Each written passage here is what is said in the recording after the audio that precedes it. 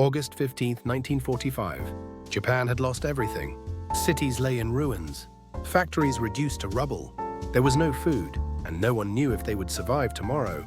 In the back streets of Tokyo, a mother handed her child the last piece of sweet potato.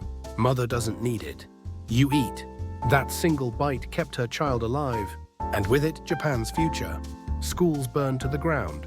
No blackboards, no desks. Yet teachers wrote letters in the dirt and continued their lessons. We must never stop learning. The future is yours to build. When pencils ran out, they used charcoal. When notebooks were gone, they wrote on the back of old newspapers. Still, hope shone in the eyes of the children. Reconstruction was not the story of heroes alone. It was the story of ordinary people. In the black markets, neighbors shared what little they had. Today I got fish. Tomorrow you share your rice. In farming villages, mothers skipped their own meals to feed their children. Because you are the future. That spirit helped Japan rise again. In a ruined factory, young men repaired old radios. Among them were Masaru Ibuka and Akio Morita. Let's build something from Japan the world can be proud of. They created the transistor radio. Its small sound shook the world. In Shizuoka, Soichiro Honda wrestled with an engine. I will build the best engine in the world. His passion pushed Honda to become the #1 motorcycle maker. Toyota, too, rose from the brink of bankruptcy. The relentless efforts of its workers built the foundation of a future giant.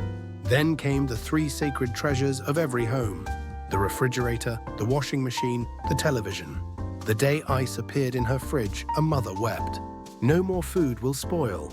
When the washing machine turned for the first time, children cheered. Families gathered in front of the TV, shouting for Rikidozan in the ring. For the first time since the war, everyday life was filled with dreams again. Tokyo, May 1964. The Olympic flame burned brightly. The Shinkansen raced across the land. Expressways cut through the capital. Jets soared overhead. Just 19 years earlier, Japan was in ruins. Now it stood at the center of the world. An old man wept at the opening ceremony. To think we could come this far again. The world called Japan a nation of miracles.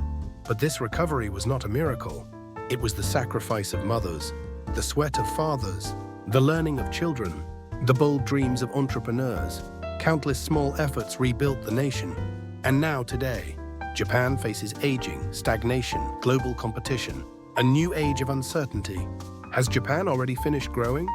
Some may think so, but we must remember, we are the people who once rose from nothing.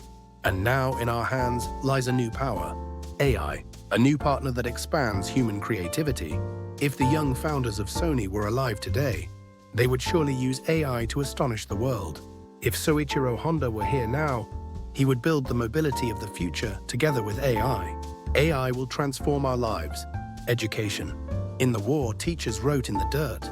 Now, AI can be a personal teacher for every child, erasing the gap of wealth and place. Medicine. Once mothers could only pray.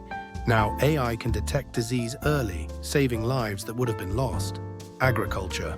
Farmers once lived at the mercy of weather. Now AI predicts soil and climate, ensuring we never know hunger again. Work. Fathers once toiled late into the night in rubble and factories. Now AI can take on routine labor, freeing humans to create, to live more fully. 1945.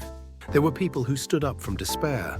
They believed in the future, and they made a miracle. And today, we too have the same chance. With AI, we can create another miracle.